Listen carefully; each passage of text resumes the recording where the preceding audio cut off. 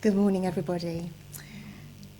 The music we listened to as our introductory music was called Walking by Flashlight by Maria Schneider. And it was suggested by Nick, who's joining us today on Zoom. It takes its name from a poem by former American poet laureate Ted Kooser. And he wrote that in the autumn of 1998, he says, during my recovery from surgery and radiation for cancer, I began taking a 2-mile walk each morning. I'd been told by my radiation oncologist to stay out of the sun for a year because of skin sensitivity. So I exercised before dawn, hiking the isolated country roads near where I live, sometimes with my wife, but most often alone. During the previous summer, depressed by my illness, preoccupied by the routines of my treatments, and feeling miserably sorry for myself, I'd all but given up on reading and writing. Then, as autumn began to fade and winter came on, my health began to improve. And one morning in November, following my walk, I surprised myself by trying my hand at a poem. And soon, I was writing every day. And I just share the little poem that he wrote called Walking by Flashlight, which was the inspiration for that music.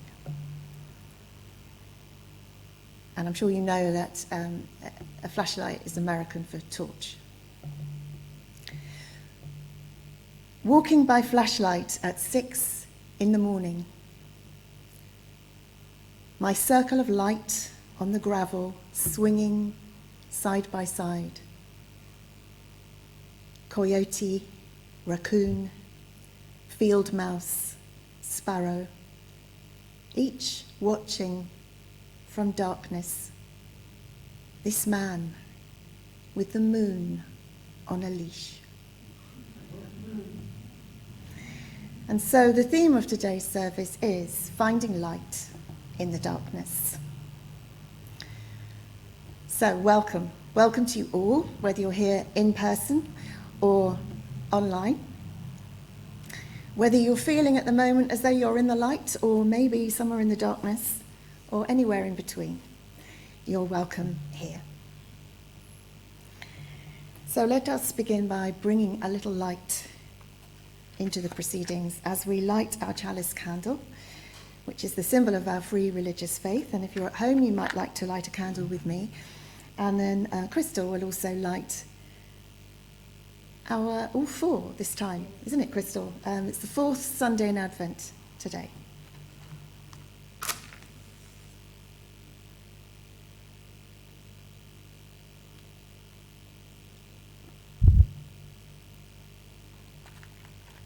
May we acknowledge the darkness and embrace its riches and its challenges, as well as its mystery. And may we wait patiently for that light to emerge that shines most brightly in life's bleakest corners.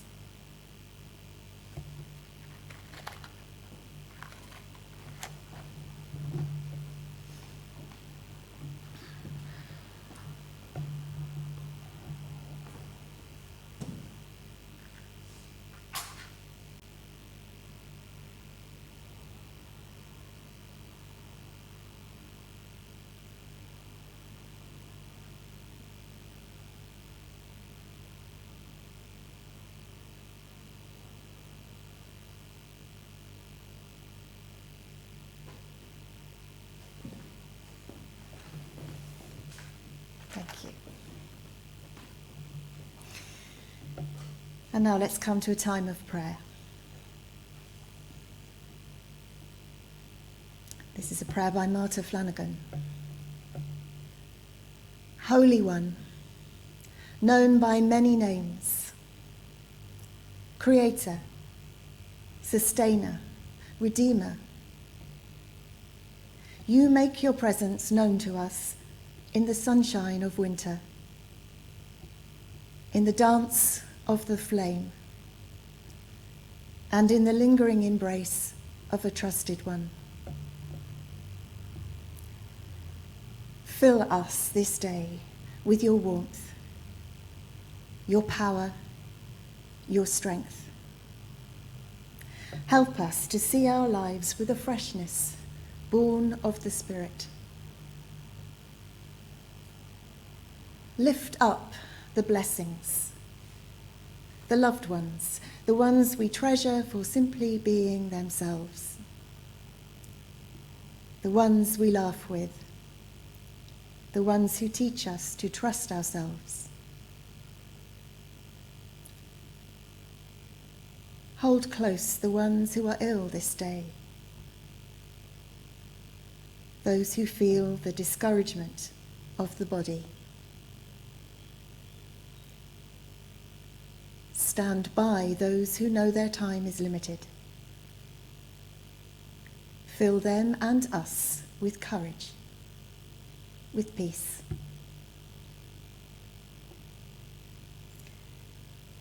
Gracious One, release us from our burdens.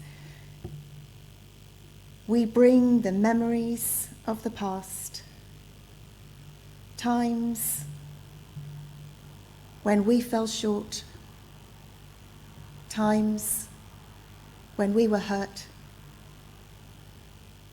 We have fear, worries of what will be and how we will make do. We get carried away with small concerns, the daily issues that press upon us. Help us to let go. Free us from inner bonds. We look at ourselves, the advantages we have been given, the opportunities we have seized. Fill us, O God, with a sense of gratitude for the gifts that are ours. Knowledge, skills, and hard-won insights. Nudge us to give back, to reach out, sharing our talents, our riches, and ourselves with those who are discouraged, disheartened, or simply unaware, with the young, the dispossessed, the elderly. Gracious Spirit, grab our attention, seize us with the brightness of the day, with the miracles of life itself, that we might be filled with new passion, new resolve, heeding your quiet call to take the next step, whatever that might be. Amen.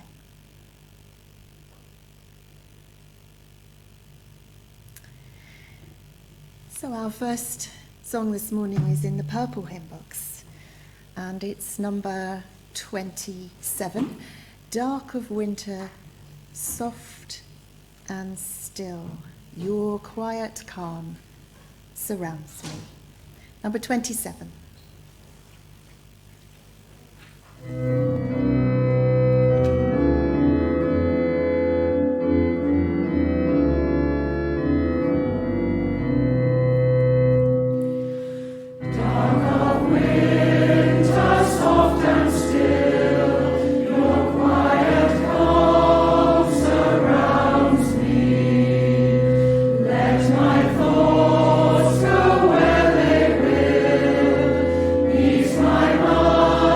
Profound.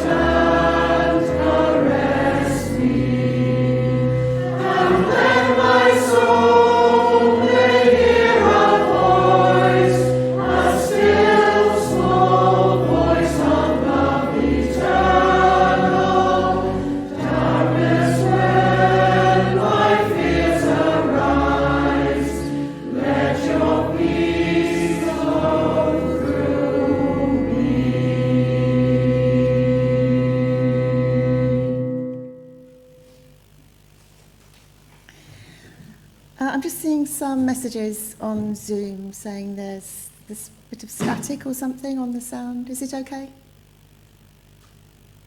It's okay. All right, jolly good. We will continue. I'm going to share a story with you. It's called The Cave, and it comes from Margaret Silf's book, 100 Wisdom Stories from Around the World. Once there was a dark cave, deep down in the ground, underneath the earth and hidden away from view. Because it was so deep in the earth, the light had never been there. The cave had never seen light. The word light meant nothing to the cave, who couldn't imagine what light might be. Then one day the sun sent an invitation to the cave, inviting it to come up and visit. When the cave came up to visit the sun, it was amazed and delighted, because the cave had never seen light before, and it was dazzled by the wonder of the experience. Feeling so grateful to the sun for inviting it to visit, the cave wanted to return the kindness. So it invited the sun to come down and visit it sometime, because the sun had never seen darkness.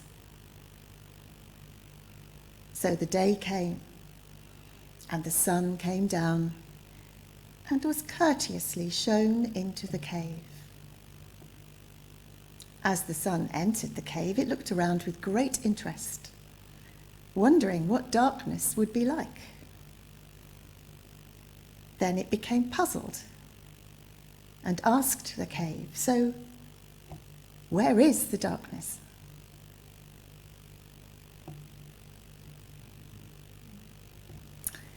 And now a reading. And Thelma is going to read this for us. It's called Winter Meditation, and it is by Tess, and I think it's Baumberger, but I couldn't swear that that's the right pronunciation. Thelma. Something has changed in me this winter. In the past, I focused on how long winter is, how miserable I find it, and how it seems so endless. This winter, I find myself thinking instead that every day, every hour, every minute brings us just that much closer to spring. We all experience wintry times when things seem harsh and frozen, or muffled by layered shrouds of snow. It is helpful to remember that each day that dawns bleakly, each night that wraps its cold cloak around our hearts, brings us closer to that time of warmth and vibrant sun. It is perhaps helpful to consider that turning towards spring is an active thing. The earth, which seems so stable, in fact flies quickly through space, on its path that tilts us ever towards the source. So to each memory we lay to rest, each truth in ourselves that we encounter and accept, each wrong act that we forgive, ushers us on towards our renewal.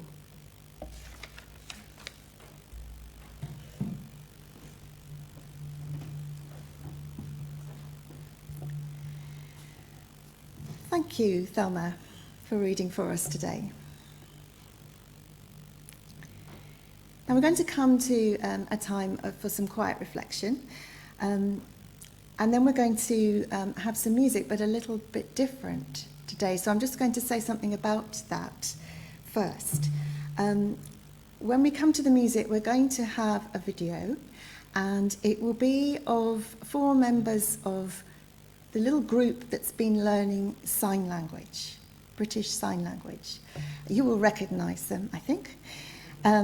They have been learning this, and they have prepared a video of themselves signing to Silent Night. So we will hear Silent Night, but you will also be able to see them signing it for you. So we will go into that after we've had our silence.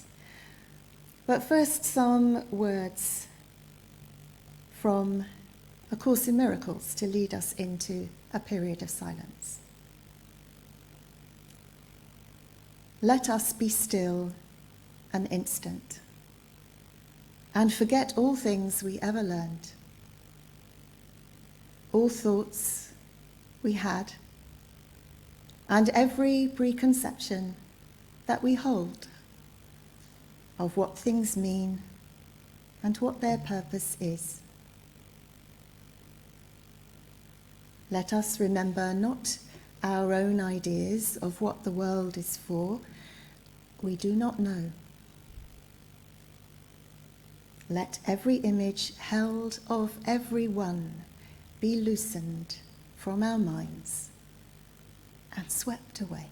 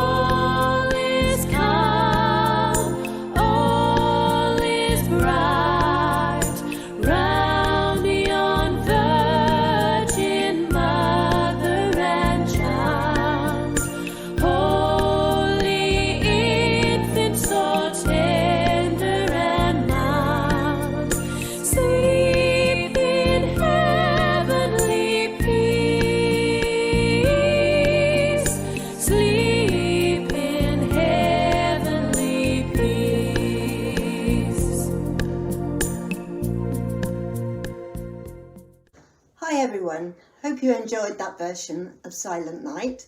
We've been learning British Sign Language now for a little while under the wonderful guidance of our teacher here, Elizabeth. There are usually 5 of us in the group, and sadly, Suzanne can't be with us today, but we are thinking of her and she is very much here in spirit. So at this point, we would all like to say to you, Merry Christmas, everyone.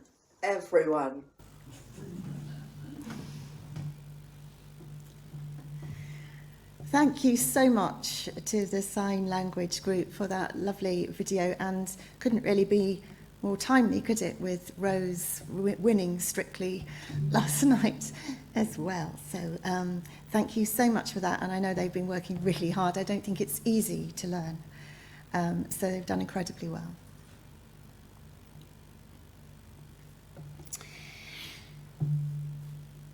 This year, the winter solstice takes place on Tuesday. I always check with Sheila because she is my go-to person for these things. Tuesday, the 21st of December.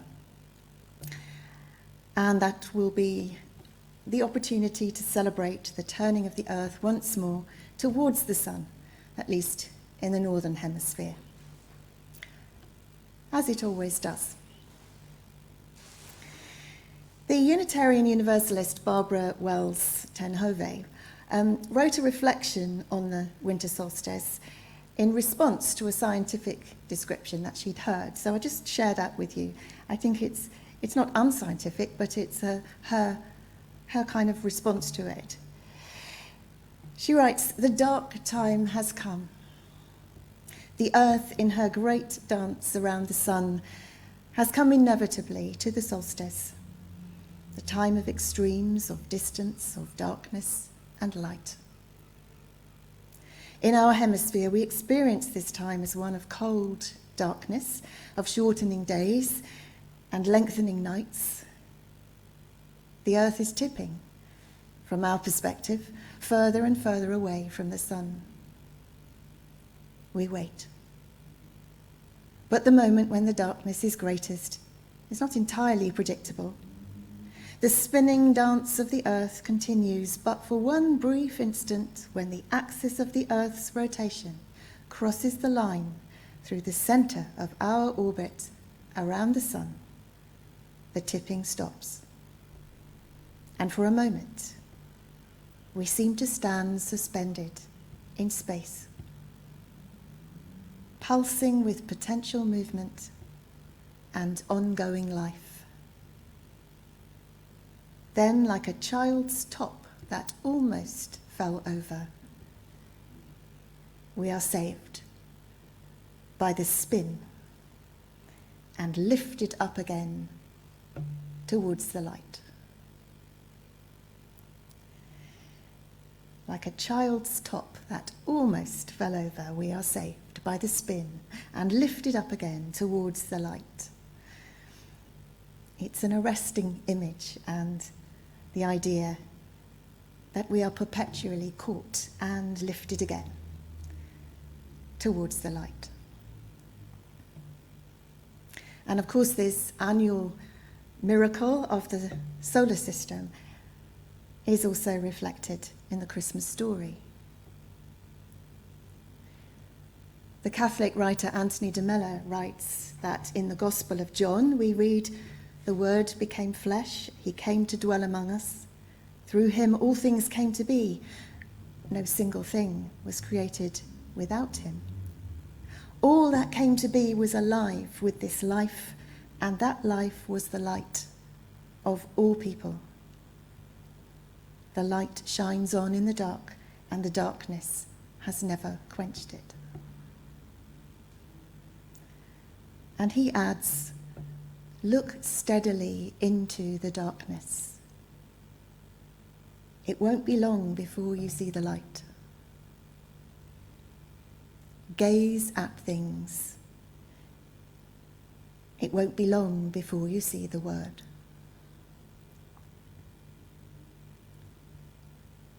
And for me, this gets to the heart of the paradox of light and darkness. We're inclined to speak in terms of the light as good and the darkness as bad, and yet this is surely to oversimplify. Darkness, after all, is only the absence of light, as the cave in our story discovered. It can be banished by the sun, and actually even by the smallest flickering flame, as anyone struggling to find their way in a power cut knows. Strike a match, light a candle, and suddenly you can see. The darkness is mysterious, and it has its own intrinsic value. It is a place of waiting. It is the home of our unconscious, of our fears, of our shadows, all of which are rich with forgotten knowledge, all waiting to be revealed, longing to be seen and understood. And is it ever completely dark? Sometimes the best way to see in the dark is not to turn on the light, but simply to peer into it, to gaze into it for long enough to give the eyes time to adjust to the very low levels of light that are actually already there. Gradually, shapes emerge. Memories surface. Understanding dawns. This time of year is an opportunity to do just that, to give time and space to what lies unseen and unheard in the shadows, and to make our peace with it. The light will follow as surely as day follows night, as surely as the tipping earth turns once more.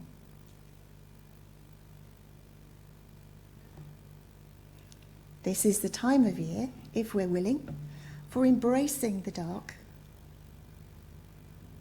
trusting that the light never entirely disappears, knowing that the darkness contains the seeds of the spring that will always return. So perhaps we can allow ourselves time to pause, to take stock, to face our fears, and to allow the miracle of the indwelling Spirit to heal us, to guide us, to show us the way. And it will, if we let it.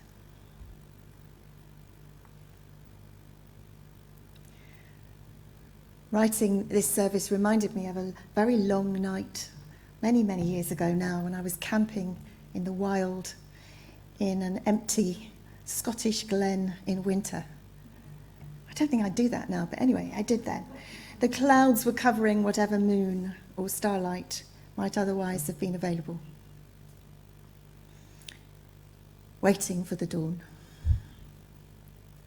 It was cold and it was wet, but the dawn came, as it always does, and as light began to filter through the mists, my surroundings, the sweeping curves of the hills and the crags and the bending branches of isolated trees began to appear, a bit like an old black and white photo developing around me. This season is one of faith and hope. It is our time to acknowledge where we are in this moment of our lives, to accept our truth, and to wait patiently for the returning light, both real and mystical, to lift us once more. So in amongst whatever celebrations you may be having or not having, in between perhaps opening presents or eating turkey or nut roast, sharing conversations or going for walks, watching television, listening to the radio, whatever it is you're doing, find time to simply sit. to sit with the dark and allow the light and the truth to reveal themselves. The light is there, just waiting for its chance to shine again.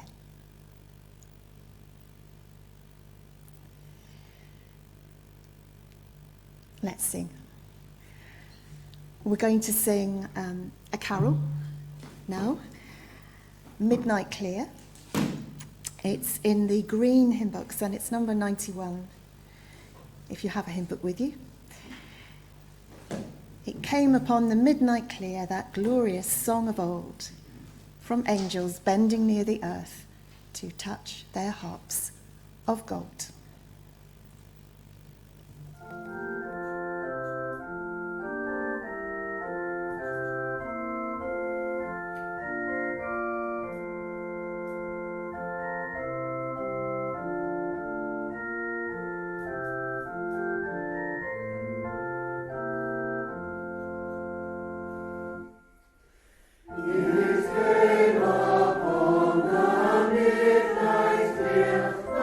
Glorious song of old.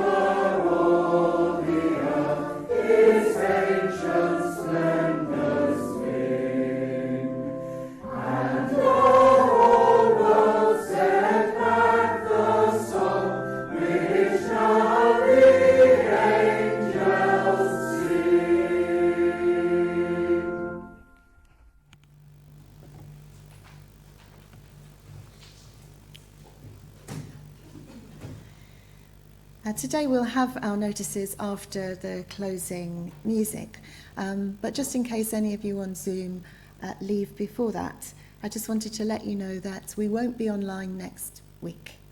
So there will only be a service in the church next week, but then normal service will be resumed on the 2nd of January. So I'm sure you will not mind Myron taking Boxing Day off.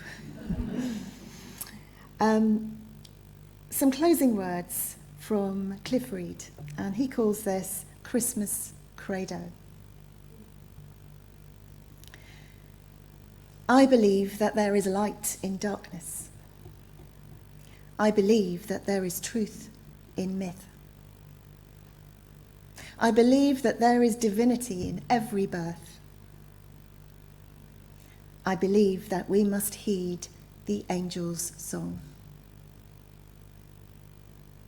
I believe that we must welcome the Christ child, for he is every child, the world's future. I believe we must admit that Herod is real, that his soldiers are real, that the closed hearts of Bethlehem are real, real in our world and real in us. I believe we must remember this at Christmas, yet not lose hope.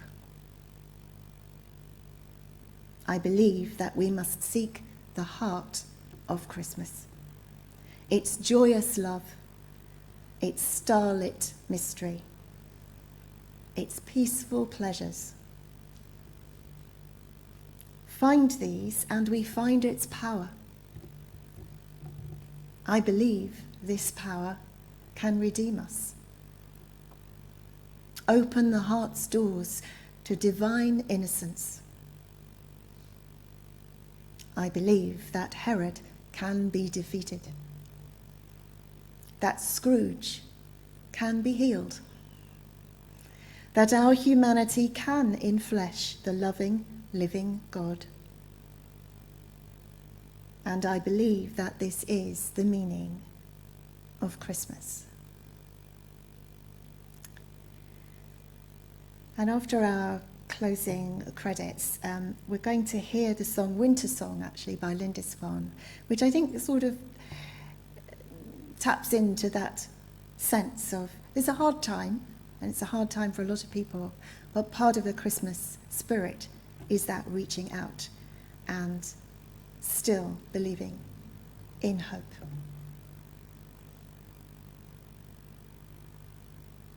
So,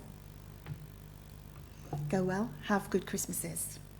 I wish you the very best that is possible in all ways at this time. Blessings on you all.